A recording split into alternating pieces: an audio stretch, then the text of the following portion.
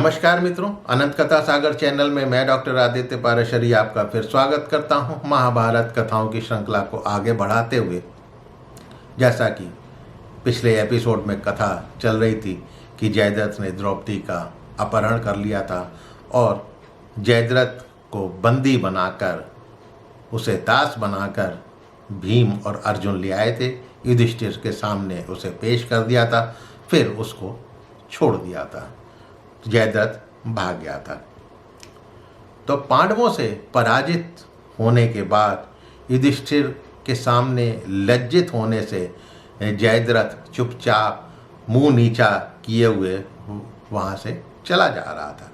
पराजित होने के कारण दुख से पीड़ित तो था ही, उसे लग रहा था कहाँ धरती पटे और मैं उसमें समा जाऊं। वो घर ना जाकर गंगा द्वार, यानी जिसको आज हरिद्वार कहते हैं, वहाँ पर चला गया। वहाँ पहुँचकर उसने 3 नेत्र वाले उमापति की शरण ली और कठिन तपस्या कर भगवान शंकर को प्रसन्न कर दिया। भगवान शंकर ने स्वयं दर्शन देकर उसकी पूजा ग्रहण की। तब जयद्रथ ने वर मांगा कि मैं रथ सहित 5 पांडवों को युद्ध में जीत लूं। परंतु महादेव बोले, भाई ऐसा तो हो ही नहीं सकता।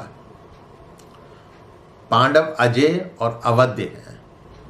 ज़्यादा से ज़्यादा इतना हो सकता है, इतना मैं कर सकता हूँ कि तुम केवल एक दिन युद्ध में अर्जुन को छोड़कर अन्य 4 पांडवों को आगे बढ़ने से रोक सकते हो। बाकी की बात मत करो। अर्जुन वो देवेश्वर हैं, वो देवेश्वर नर हैं जो बद्रिकाश्रम में भगवान नारायण के साथ रहकर तपस्या करते हैं।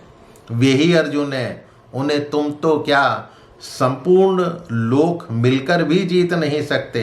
उनका सामना तो देवता भी खुद नहीं कर सकते।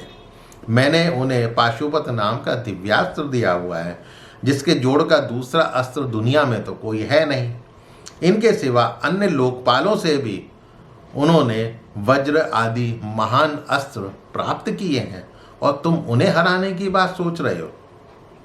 उसके बाद भगवान शंकर ने विष्णु के अवतारों की महिमा बताई, सारे अवतारों की कथाएं सुनाई उनको कि कब कब उन्होंने क्या क्या अवतार लिए थे, और कहा भगवान विष्णु दुष्टों का दमन करने के लिए, धर्म का संरक्षण करने के लिए मनुष्यों के बीच यदुकुल में फिर अवतीर्ण हुए हैं। उन्हीं को श्री कृष्ण कहते हैं। वो अनादि अनंत अजन्मा दिव्य रूप सर्व समर्थ और विश्व वंदित हैं। अस्त्र विद्या में श्रेष्ठ अर्जुन उन्हीं के द्वारा सुरक्षित हैं और तुम उनको परास्त करने की बात कर रहे हो। शत्रुओं का संहार करने वाले अतुल पराक्रमी श्री कृष्ण एक ही रथ पर अर्जुन के समीप बैठकर उनकी सहायता करते हैं। इस कारण अर्जुन को तो कोई भी जीत ही नहीं सकता। उनके वेग को सहन करना देवताओं के लिए भी बहुत मुश्किल है। ऐसा कौन सा मनुष्य है जो अर्जुन पर विजय प्राप्त कर सके।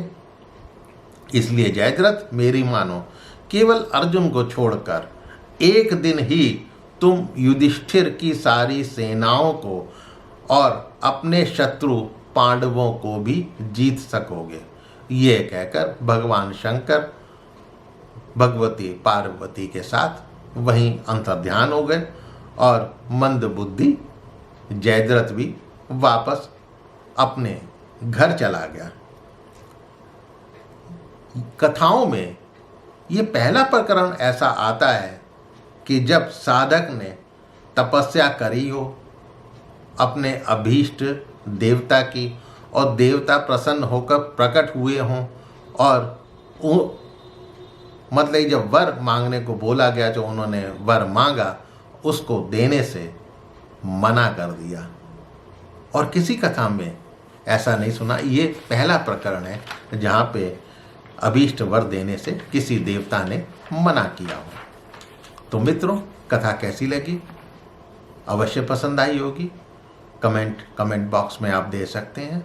मेरे चैनल को सब्सक्राइब करना मत भूलिएगा और अपने इष्ट मित्रों से इस कथा को शेयर अवश्य कीजिएगा।